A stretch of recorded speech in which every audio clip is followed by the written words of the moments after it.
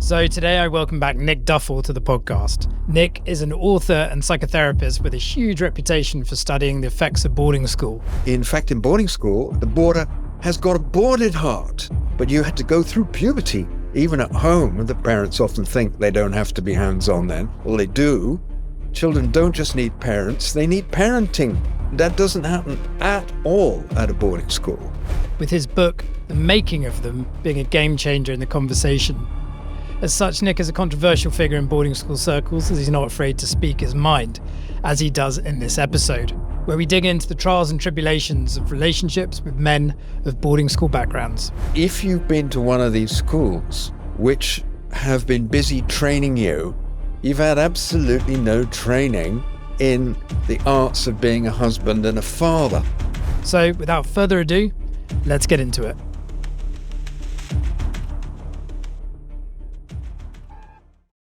So welcome to the Privileged Man podcast. If you're tuning in for the first time, then one quick favor from me. Please subscribe to the channel you're listening on. And if you enjoy this conversation, please give us a 5-star rating. It takes seconds, but makes a huge difference to the guests we can attract and quality of production. Now, let's get into it. Welcome to the Privileged Man podcast, where today I have Nick Duffell back, which is a great privilege and an honor to have him back in the chair. We had a great conversation in episode 7 and it proved very popular, Nick. So welcome back. Thank you for being here. That was a great interview you did with me, Pete, so I'm glad to be back. Yeah. Good stuff. Well, thank you. Yeah, it certainly opened some eyes. And I guess that really is the purpose of the Privileged Man podcast. It is to open eyes to conversations that may be being had in the shadows and conversations that aren't openly had in the mainstream.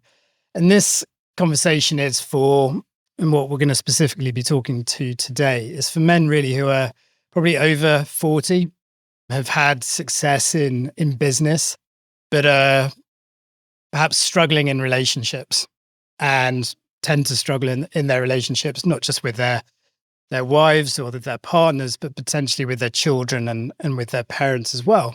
So I guess that's just opening up with that question, Nick, of what is it that perhaps women need to understand about their male partners who went to boarding school? And what is it that men need to understand about themselves that creates these difficulties in relationships? Right. Okay. Well, I mean, you got 3 elements in your question, Pete, which are all deserving of attention themselves. One, of course, is about intimate relationships, which is intimate relationships are existentially difficult. They're probably the most difficult thing we ever do. And in these days, unlike, say, my parents' generation, who were married at the end of the war, we now feel we've got the right to separate as long as when things don't feel good anymore. And one of the difficulties with intimate relationships is that after the honeymoon phase, very often things don't feel good. Mm. One of the things I tell to men when we're working in men's groups together or in couple counseling is that learning to relate is actually a skill. And it's a skill like any other skill, it's like it's like a martial art, or it's like, you have to develop the muscle for it. You have to understand it, or you have to understand it first, develop the muscle and keep practicing and do a sort of major psycho-spiritual piece of work, which is stop feeling sorry for yourself. So, it's quite challenging. But it can be, we can get good at relationship. And when I say that, that's presupposing that there is a difference between male and females in relationship. And yes, there is, because a woman is biologically ready to bear another creature out of her own body and nurture it. And we haven't got that. And there are all kinds of things which make us less skilled at this art. There's a learning curve for men now. Now, the second piece of your question is, if you've been to one of these schools which have been busy training you in a sort of hyper rational, hyper masculine environment, it turns out, although you've had a great privilege in terms of class sizes and attention and perhaps, 5.5 day week lessons and sports every afternoon, you've had absolutely no training in the arts of being a husband and a father. And in fact, you've probably had one of the worst trainings for that because you've been brought up in an institution for the various reasons I've spoken to you about before. You have to keep your emotional self really well hidden. And intimate relationship works best when both partners get that it involves being voluntarily vulnerable with each other. That goes against all training that all men have had over all time, actually, and men who've gone to elite institutions to become competitive leaders have had that in a double dose. Right. So, I mean, I was about to say, what's the difference between having been to an elite school and had an elite education and not? So because some people might say, well, that's just men. So what's the difference? What would be a better way? Or what would have been an easier way? One of the selling points of boarding schools is that from the position of the boarding schools is that you grow up in a community and you learn community life, and we're social beings and we need to do that. Mm. The problem is that the sort of community that is doesn't really fit with the sort of community that we are biologically wired to be in, because you think about a public school, it's usually got people of the same gender within a 5-year age group in an isolated setting, often with sort of boundaries which are not permeable, with a very particular socializing agenda. Then you may go from there into some university or corporation or something where it's similarly an institution with perhaps slightly more porous boundaries, but that works in the same vein.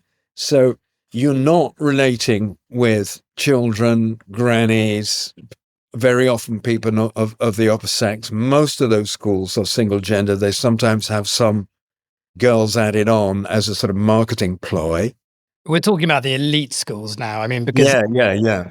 I mean, I guess as I said at the top of the program, we're talking about, we're talking here to generally people who are over 40 and went to boarding schools perhaps when the 70s, 80s and 90s.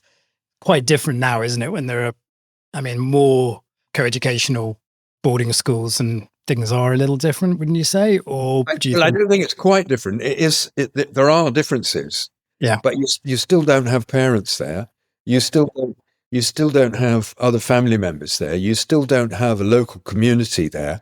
You're still in an artificial community, an artificial environment, and you're still pumped up and being hothoused. And we've talked about this before. If you're sent to one of these elite institutions, you're filled with expectations to make the investment work. It's not a neutral experience. It's really a primed experience, and you don't want to show your vulnerability. You don't want to show perhaps that you don't like it. So coming back to the relationship side of things, Yeah, when I've heard, or you've heard over decades, many women going, he just won't open up. He's just emotionally dead. He's just emotionally not at home. It's just like, I'm just not getting from him what I need. yeah. You hear this a lot. Yeah, So it's the understanding of what I'm trying to get to is the understanding of the man, by not really by his own consent, has been programmed. And that's sort of, I guess, where I'm getting at. yeah. That's right. And if you think that there are things that we as men probably have to learn anyway, you see, we naturally, as men, tend to think that sharing or conversation is a content-based experience. Well, women generally have the opposite view. It's usually a process. one of the things that I hear from women in couple therapy is they say, well, he just makes reports. And the guy doesn't know what she's talking about. Of course he said, well, I'm telling you, if there's anything interesting to say, anything worth saying, I'll tell it to you. But it's not about that. Sort of sharing that you see amongst women. And one of the things about women is, of course, they like to share in the way that they share amongst themselves. Mm. Really, they want you to learn that. And if that sort of sharing isn't going on, they tend to feel excluded and lonely. You can be lonely in an intimate relationship. It's quite possible to be lonely. The more sort of drastic thing is that, let's say, men anyway have to learn to engage with their emotions and use their emotions in a way that they express and they share what's going on and are able to listen to the other's emotions without thinking immediately it's a crisis or I'm being criticized. And it's very easy to do that because, if you ask a woman what she's feeling, intimate relationship, probably the number one topic is she's feeling unhappy with you. Yeah. Yeah. And actually, she wants you to hear that she's unhappy, for example. Mm. And actually, what happens to most of us as men, we hear that as a criticism and we start to defend, or we start to shut down, or we start to get angry. And there's a discipline to be learned, how you actually sort of stay and listen and realizing your partner's telling you something about herself because she wants to share. It's not a character assassination, even though it sounds like one sometimes. I mean, and that goes for all men. Now, if you've been to a boarding school, you've been told, and you get this from your peers more than the teachers, is that it's really is not safe to be vulnerable. If you're vulnerable, you're going to be the one who's going to be bullied. It's not safe to say you're missing your mummy, but actually that's rubbish. You still need your mummy at 13. So we're taking a short break to challenge a common misconception. People think privilege means having it all, but does it? Take the Privileged Man's scorecard and find out where you really stand. It's a quick, eye-opening look at your personal, professional, and emotional wealth. You might just be surprised. The link to the scorecard is in the description below. Now back to the conversation. So we're not only are we shutting down the conversations early on, as we'd say for all men, for all boys, but particularly heightened in that atmosphere in boarding schools. I can remember it, and I was kind of lucky. I went to prep school. My mum was a teacher there, so I got to see my mum. So I didn't have that experience until I was 13, and then I was sent to a school where my mum wasn't anymore, and that's how I did miss my mum. And I was 13, and as you say, I got bullied mercilessly for 2 terms until I was luckily taken out of the school, and all went well in the school that I went to after that ish. However, that experience certainly opened my eyes to what it must have been like for the boarders who went at 7, and the parents weren't there. And I've spoken to many over the last decade, I guess now, and particularly over the last 5 years. And it's the guys who were sent to prep school at 7, 8, 9, who consistently turn up to me with these symptoms, I guess, of struggling relationships. And I think what you just said about the boys not allowing the space for other boys to talk about their emotions and that atmosphere of sort of bullying, plus meant that not only do they not talk, but they don't listen.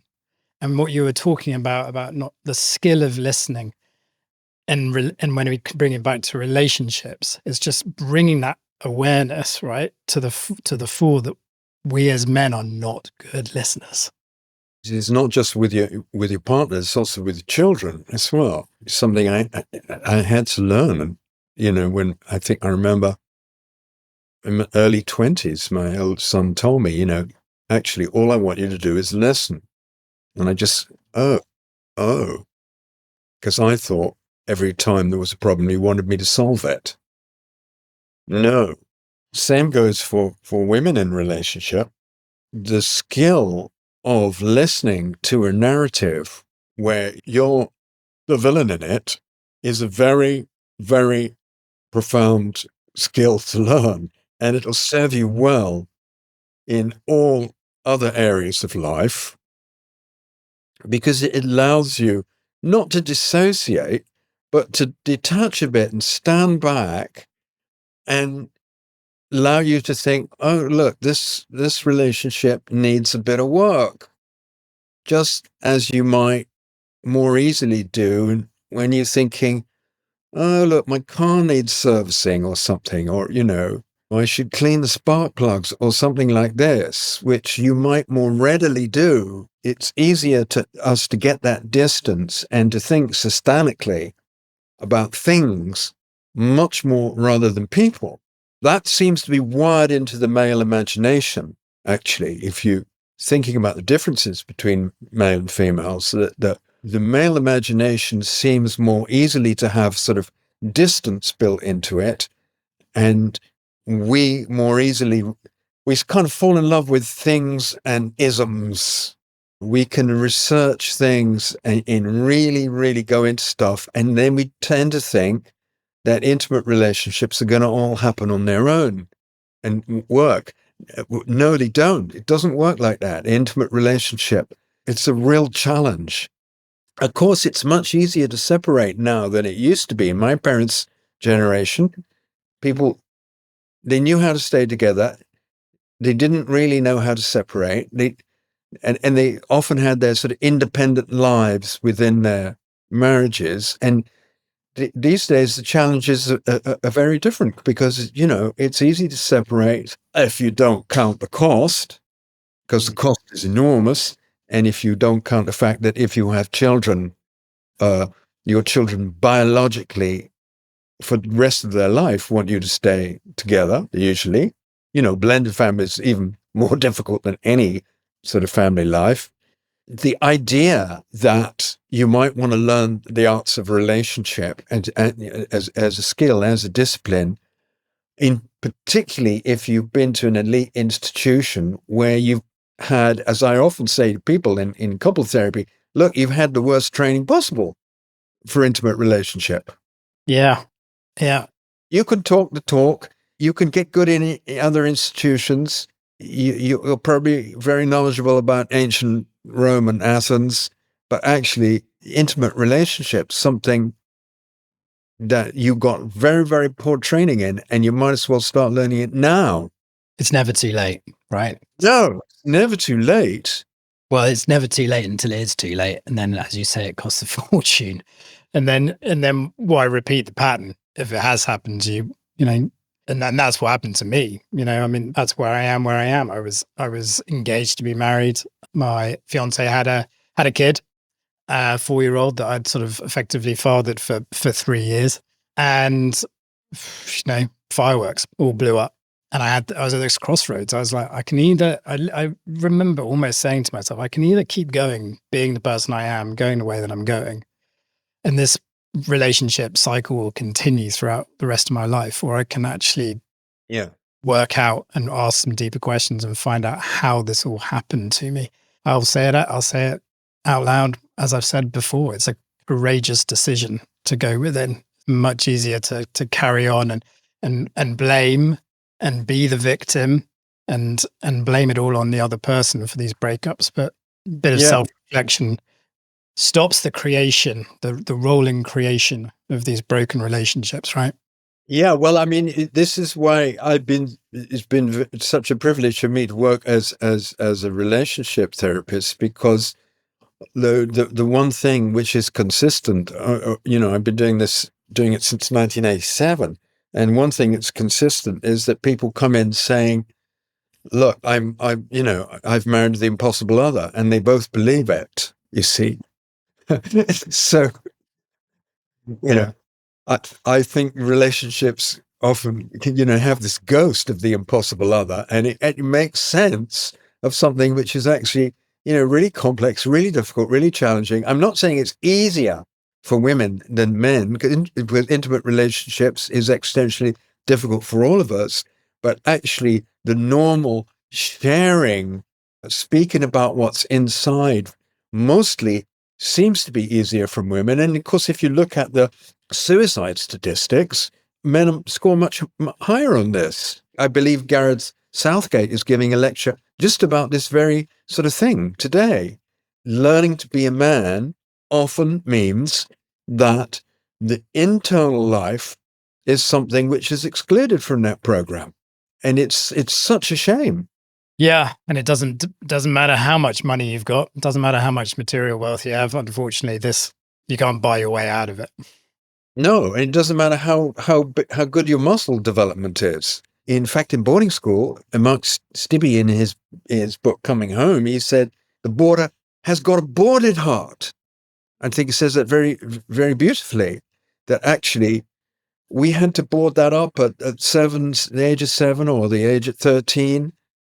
And being in an institution and yeah, I mean, I know I come back to, you said you went at 13, not at 7 or 8, but you had to go through puberty, which is, so damn difficult for children anyway, without parental guidance. Even at home, the parents often think they don't have to be hands-on then. Well, they do, because in puberty, children don't just need parents, they need parenting. And that doesn't happen at all at a boarding school. Interesting. Thanks for saying that, Nick. If you really get that this relationship thing is something to learn, and that when you learn to open your heart, you're opening to the emotional energy of your partner. If she's a woman, let's talk about, heterosexual relationship, male-female relationship. If she's a woman, she's an emotional being. She's got 2 sexual centers, one up here, one down there. Yeah. You've got one. And then you've got your heart, which is usually by training closed. Yeah. Because you're supposed to be either a warrior or a tough guy or an elite scholar or whatever. Yeah. But it's nothing to do with the heart. It's more to do with the head or the muscles. Brawn. So what she wants to do is she wants to give you the gift of her emotional energy. Wait for it, guys. When I call it's a gift, yes. And I'm still talking about the one that comes in the form where you hear it as if it's a character assassination. That's still a gift of pure emotional energy to you. And you have to learn to open your heart to it, to stay present and not go back, not shut off, not go into criticism, not go into defense, because a lot of it sounds like a critique of you. Yes, it will do. Yeah. You let that into your heart now open, and that informs you down your genital area, and she feels received by you emotionally, so she's ready to open to you genitally as well. And there's a beautiful flow that can go on.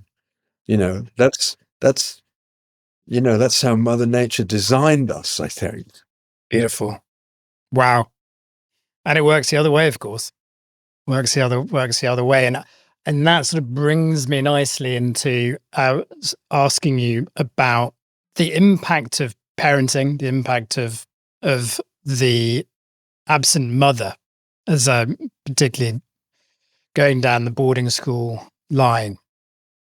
What did the absence of, and I'll ask about the father in a moment, but what did particularly the absence of the mother do to create issues in relationships later on in life, or maybe even in that moment, but particularly talking about what's, I guess, is known as the mother wound. But so the absence of mother is a design feature of the boarding school, built in consciously in the 19th century. What we're supposed to do is to raise leaders, rational men. And here's a bit of a problem: when you start out women, they start out children, and they're in the world of the women. And so you have to firstly get them out of the world of the women, out of the mother sphere. That's like the first piece. That's why the boarding school, get them away from the mother so they don't learn the mother's values system, that they learn the male value system. So that's at the heart of it. And the mother's value system has to do with emotions, with the body, all the things that the rational man is trying to rise above from. And in order to do that, the children have to learn to dissociate, which is part of their survival technique, but it's partly in the model. And the problem with that dissociation, okay, until it becomes a habitual thing, so that really becomes a long-term problem. But it's good in that system, because if you dissociate from your emotions and your values, you don't have a conscience when you're exploiting the earth or the natives, blah, blah, blah. So it's built into the system, do without the mother. Now, it's built into male-female relationships that we're each going to project the ideal opposite gender parent onto the other. That's also built in. So there's going to be, when you get out of school, I know when I got out of school, and I went to single gender schools, it was just as if, I thought women, they were going to save me, and sex was going to save me. And, this was in the sort of late 60s. Things were opening up in a way that they hadn't done before. So, because that makes this enormous expectation on the woman that she's going to save you, she's going to be the ideal mother, she's not going to abandon you, she's going to love you and want to have sex with you forever. But because she's a recipient of all this, what we in our business call projections, she actually becomes a thing more than a person. It took me a long time to realize that actually, my God, women are people. They have their own needs, And of course, we shut down on all our needs as exporters anyway. The fact that there's this real person with her needs, which are not simply to make things good for me again, was the most incredible disappointment. That's, by the way, just as incredibly profound. Incredibly profound. Yeah. Yeah. So they're people, they're not things. People we find more difficult out of our imagination anyway. They're primed unconsciously, unconsciously. We want them to make everything better again. And of course, when they don't, if we're an exporter, it's going to energize our abandonment syndrome.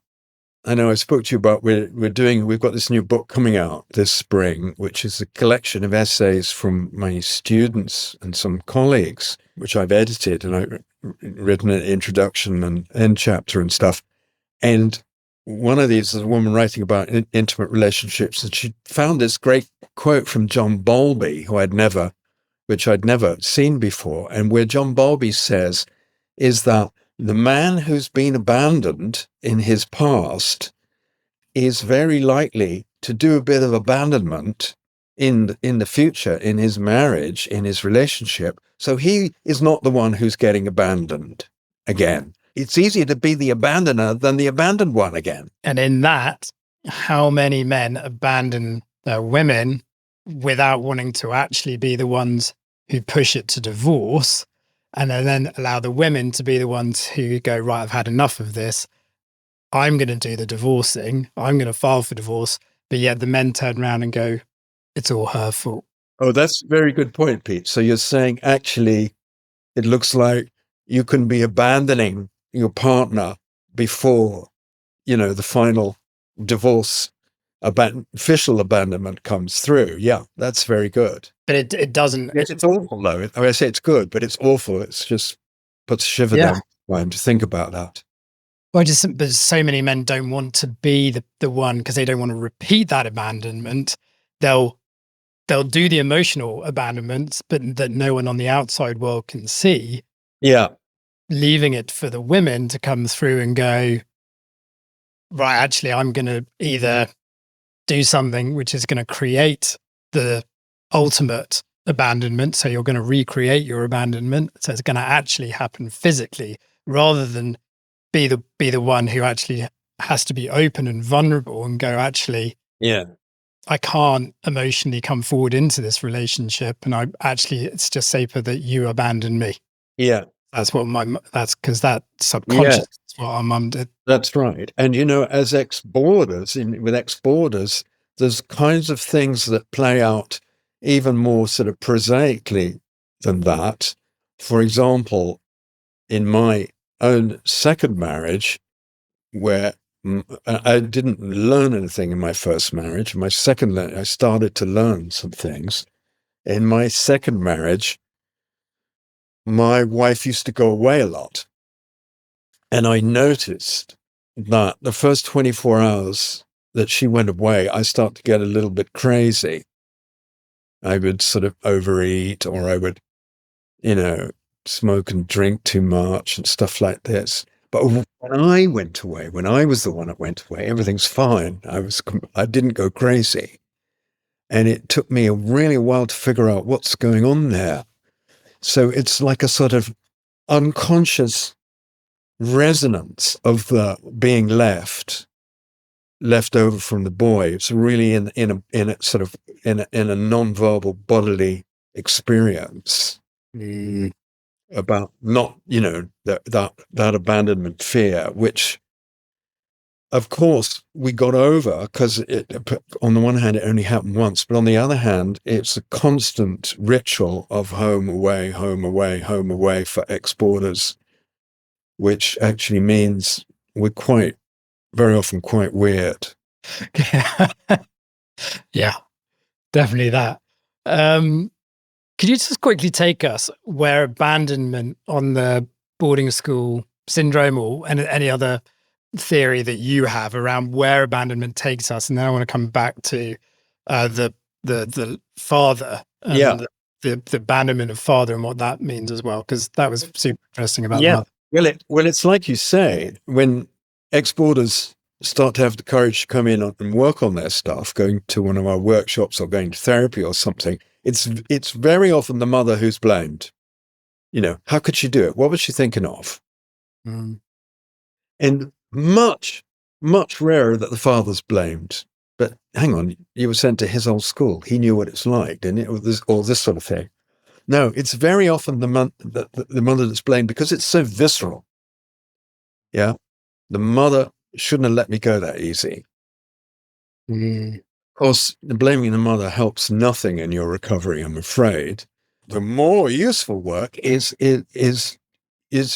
really following up how those mother projections land and operate in your intimate relationship, and trying to make sense of that, and to see to what extent have you operated as a child in the relationship, and letting the child in you run the show, and expected your partner to both engage in that and also at the same time love you as if you were an adult man at the same time, which is really quite difficult for her, because when your partner, woman, gets the idea, it really starts to experience the extent to which the little boy in you has been running things in the relationship. It's really not a sexy thing for her. Women don't want little boys in their bed.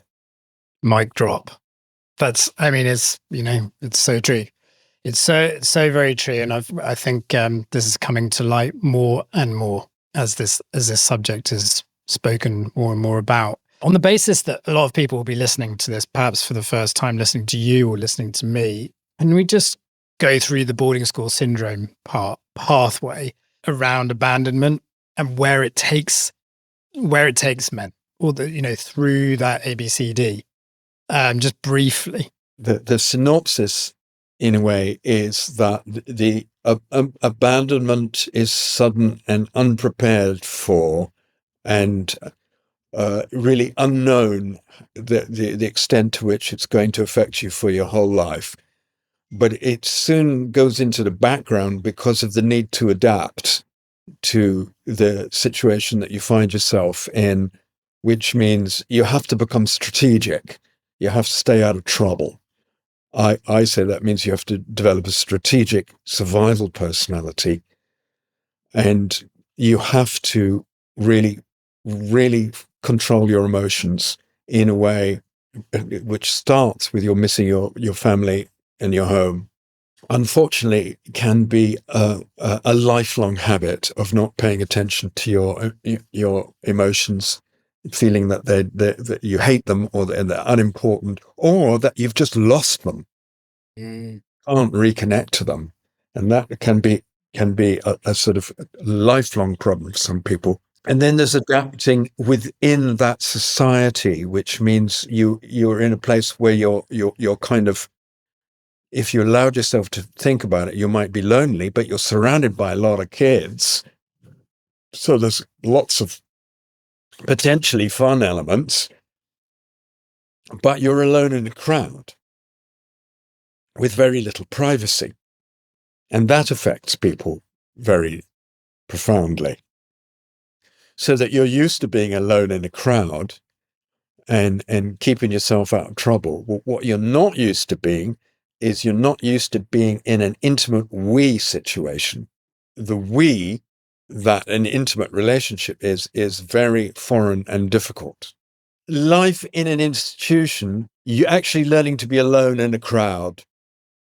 And that's a very poor preparation from being in a we, where it's the opposite. You've grown up without privacy, so you've had to make your privacy in a sort of stealthy way, maybe internally. And that's bad preparation for being in a we.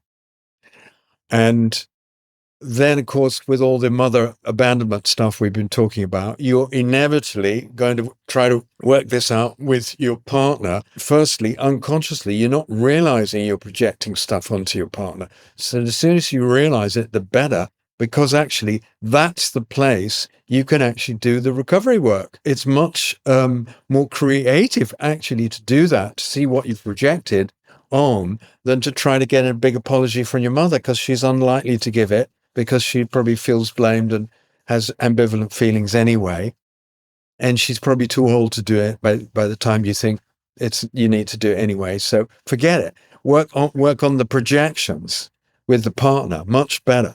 So that's super interesting, Nick, and very, very powerful. And having lived through what I've lived through over the last, I guess, 15 years, and then the conversations I've had, I understand that this is very real, and for a lot of men who may be just literally listening to this for the first time, that it may sound a little bit far-fetched. It may sound a little bit as though this is all a bit deep, isn't it? But fundamentally, what really is the cost of this? I've done pretty well. I've got, money in the bank, got a house, got the kids, all the rest of it.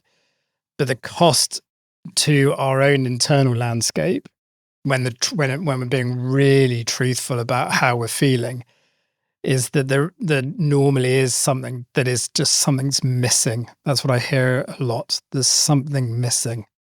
And there's that, and what comes forward in the work that we do is that it's normally a connection to self, and coming back into that connection of self is such a relief. Without getting too woo-woo and too far about it, but it's it's inevitable, because in order to survive that experience, you had to cut off your feelings about it. So in fact, you cut off your emotional self, and your emotional self is what you need to be in contact with in yourself in order to be able to be in contact with your partner. And unless you find that back, you're going to find relationships quite beyond you.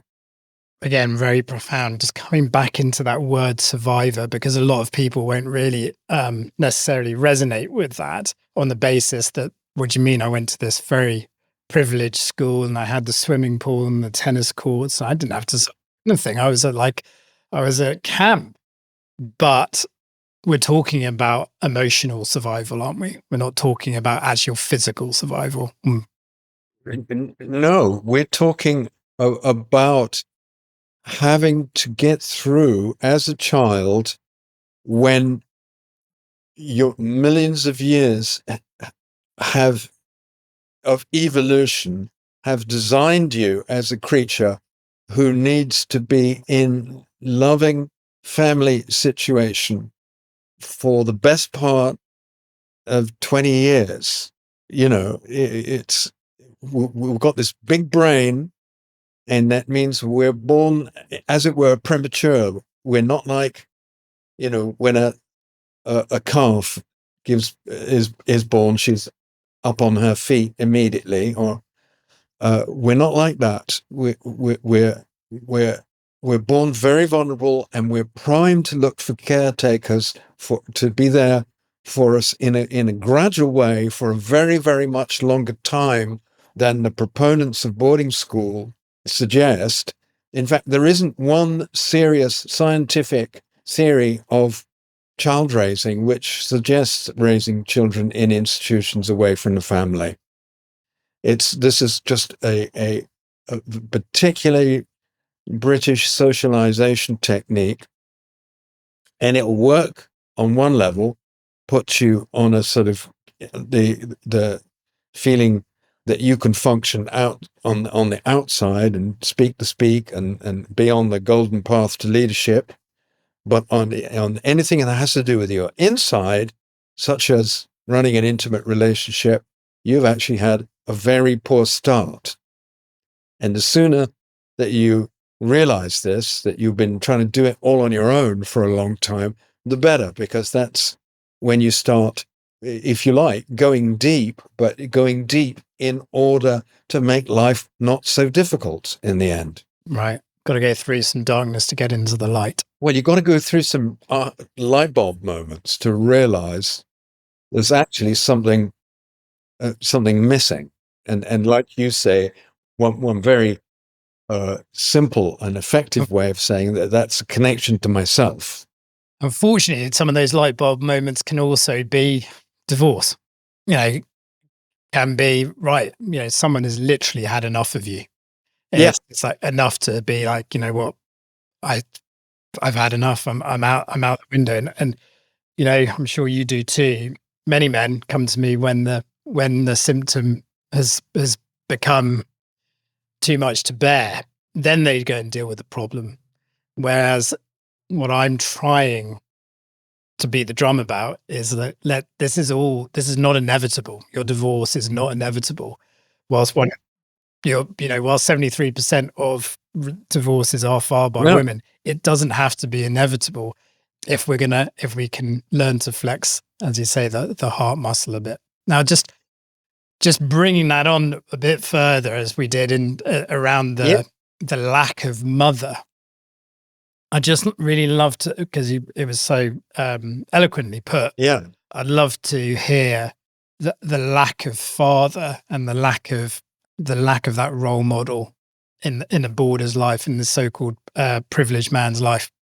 And to link that up to what you've just been saying, you see, if one of the things that we could do, and maybe actually we're supposed to do, is to learn that intimate relationship is something you have to understand and learn to practice and exercise as if it were a martial art, or let's say that it is a martial art, then actually father's role in that is also really important, because we might think that in a boarding school, you get too much of the sort of what I sometimes call the world of the father.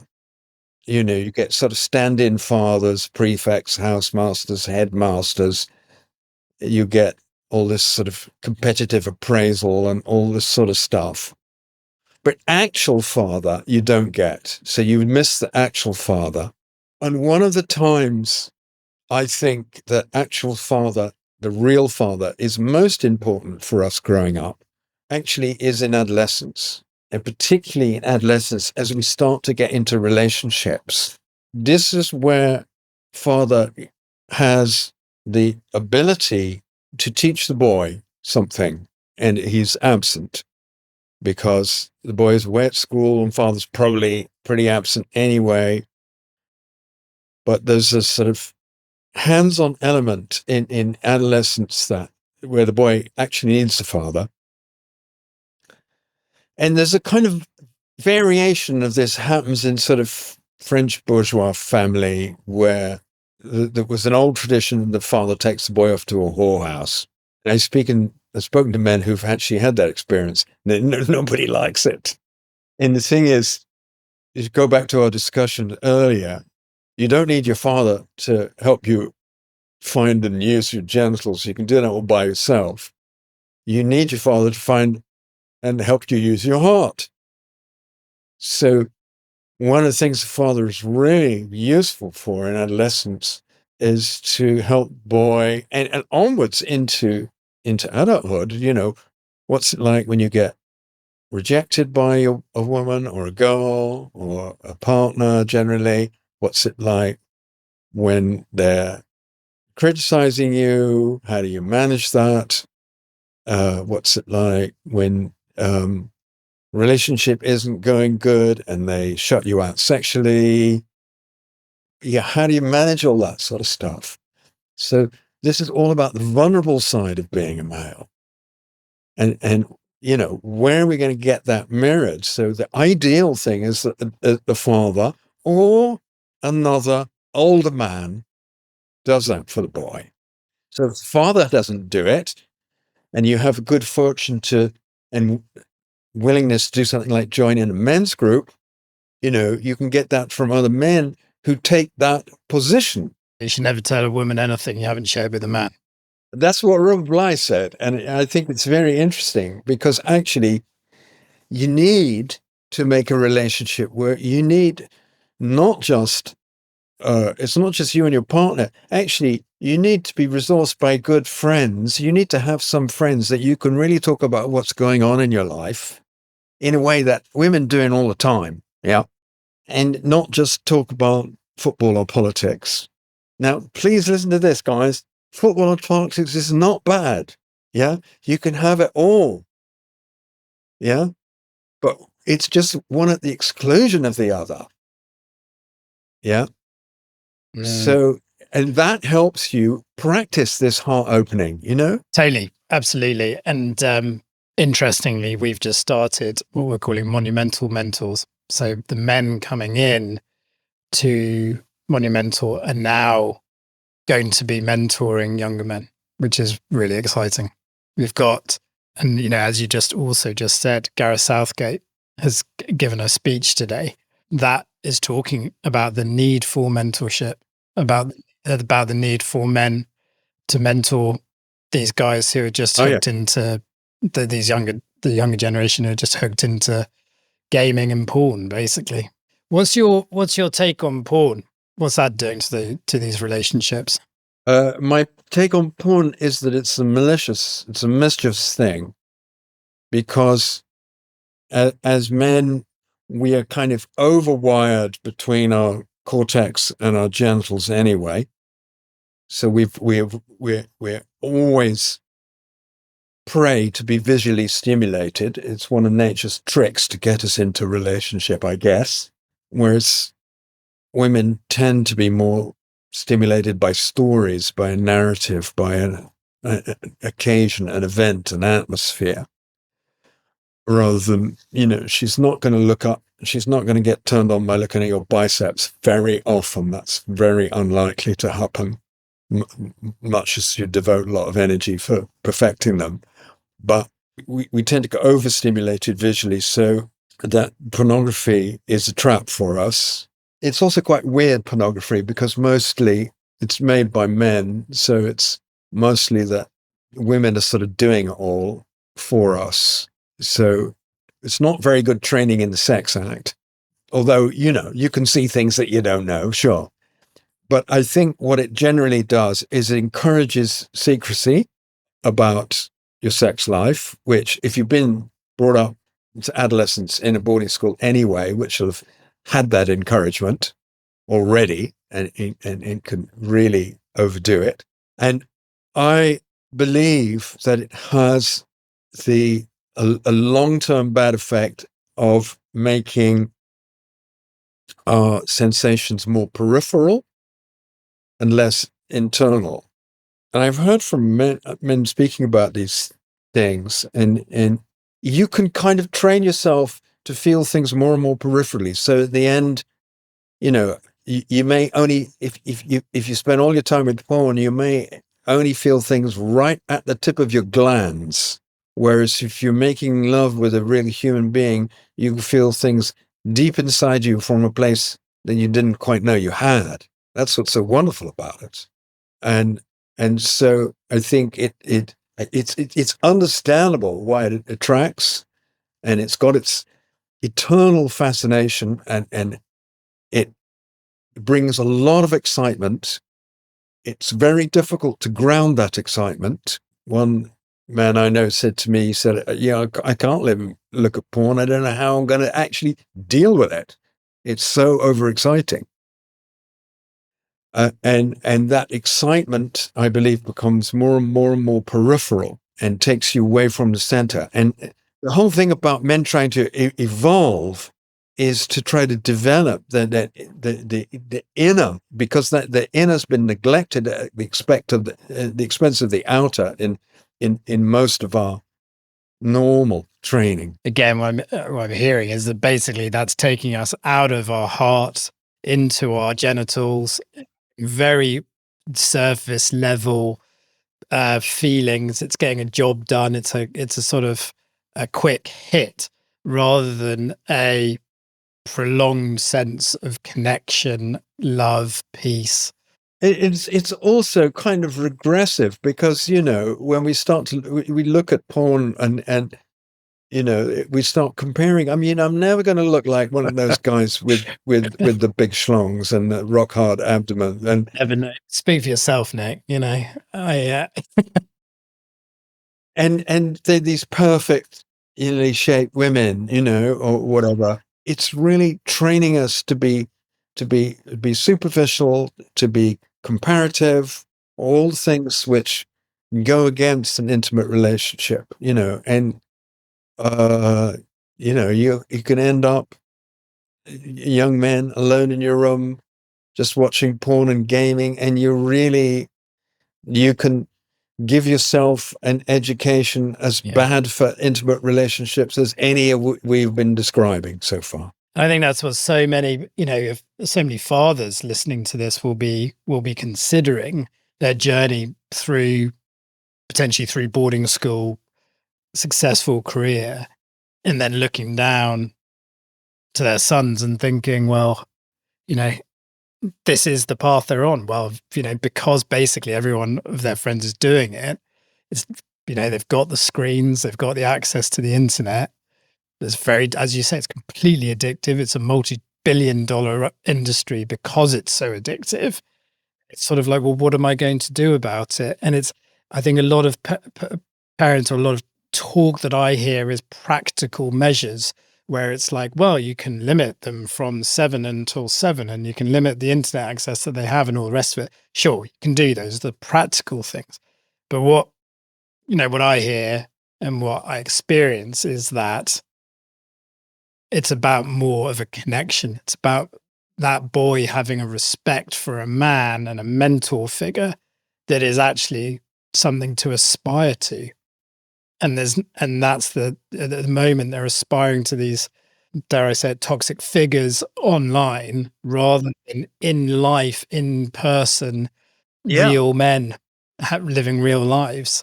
Well, yeah, I mean, the message that growing males need to hear in a world is really important, and that actually, when you start to realize not to be afraid of your vulnerability, but that actually it's the gateway to relationships, you realize that vulnerability, not being afraid of your vulnerability, makes you powerful. And that's very attractive. And it's very attractive. And for the main reason is that your partner knows if you're not afraid of your own feelings, you're not going to be afraid of hers. Right. And that's a really, really big plus. It's a case of if you want to get consistently laid and consistently get sexual attention, it's about coming into your heart, not coming into the gym and getting rock hard. Well, and when I listen to women who've had affairs in long-term relationships, about 80% of them say, actually, this guy I found, he was interested in me, he listened to me, he took me seriously, a bit like many of us are when we're, out dating, in the early stages, listening.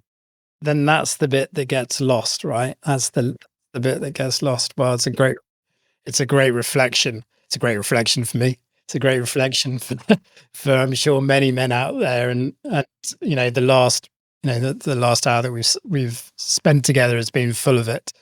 Thank you so much for coming on, Nick. I really appreciate your time. Thanks, Pete. So thank you for listening to the Privileged Man podcast. If you've built the career, the family, the lifestyle, but feel something still missing, have a look at the private network for male leaders I founded called Monumental. If you're ready to grow with like-minded men, check out the links in the description.